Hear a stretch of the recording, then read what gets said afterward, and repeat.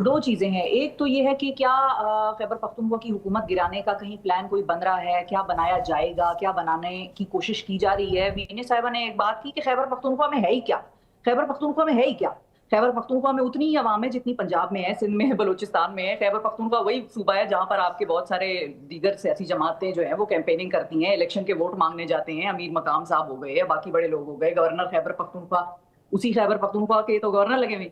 खैबर पख्तूनख्वा में है ही का क्या मतलब है? मतलब खैबर पख्तूनख्वा में मादनियात और मिनरल्स बिल है जिसके दरमियान में इमरान खान खड़ा हुआ है कि उसको पास नहीं करना तुम लोगों ने। हम्म। अब चाहे वो जितनी भी फर्मा बरदारी कर ले उसका सीएम खैबर पख्तूनख्वा, वो पास तो नहीं होने दे रहा उस माइंस एंड मिनरल्स एक्ट को। ठीक। तो खैबर पख्तूनख्वा में वही सब कुछ है जो खैबर पख्तूनख्वा में नजर आ रहा है। खैबर पख्तूनख्वा में आवाम रहती है, खैबर पख्तूनख्वा में दहशतगर्दी के हवाले से ऑपरेशन करना है जिसके खिलाफ इमरान खान खड़ा हुआ है कि मेरे सूबे में ड्रोन नहीं गिराओगे, मेरे सूबे में किसी तौर पर लोगों को दर बदर घर बेघर नहीं करोगे।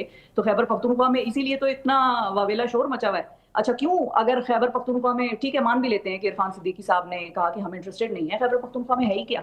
तो खैबर पख्तूनख्वा में वो सब कुछ है जिसकी वजह से मौलाना फजलुर रहमान के साथ रिसेंट दिनों में मुलाकातें हो रही हैं। फिर मौलाना साहब से मुलाकातें भी क्यों कर रहे हैं अगर खैबर पख्तूनख्वा में नहीं, कुछ है ही तो नहीं? शिफा और ये साहबा, वही खैबर पख्तूनख्वा है। शिफा साहबा, सो आप ये बिलीव करती हैं कि देर गवर्नमेंट की जानिब से एक्चुअली एक मूव बन रही है वहां पे हुकूमत की तब्दीली की?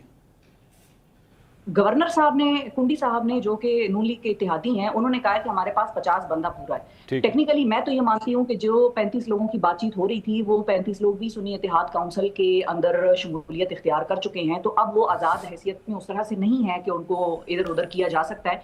लेकिन चूंकि गवर्नर कुंडी साहब ने ये बात की है कि 50 लोग हमारे हाथ में हैं, मेरे हाथ में हैं, और जब हमारे पास अददी अक्सरियत हुकूमत बनाने के लिए पूरी हो जाएगी तो हम अदम एतमाद ले आएंगे। तो ये बयान तो हुकूमती नुमाइंदा दे रहे हैं एक तरह से, ठीक। मतलब ये मैं या कोई और इस पे कयास नहीं कर रहा, वो एक्सेप्ट कर रहे हैं। अच्छा इसी तरह मैं थोड़ी देर पहले रिकॉर्डिंग प्रोग्राम की मैं कर रही थी, डॉक्टर तारिक फजल चौधरी साहब आए हुए थे और उनसे जब मैंने यही सवाल पूछा कि सर क्या हो रहा है, क्या कोई है प्लान, कोई अदम एतमाद का कोई लाना है, उन्होंने एक बात की, उन्होंने ये दोनों चीजें जो रीजंस मैंने अभी दिए हैं, माइंस एंड मिनरल्स और दहशतगर्दी के खिलाफ ऑपरेशन, हम्म। इन दोनों अल्फाज को उन्होंने इस्तेमाल किया और उन्होंने साथ ये कहा कि अगर कोई इनमें रुकावट बनेगा तो इस पे सोचा जा सकता है।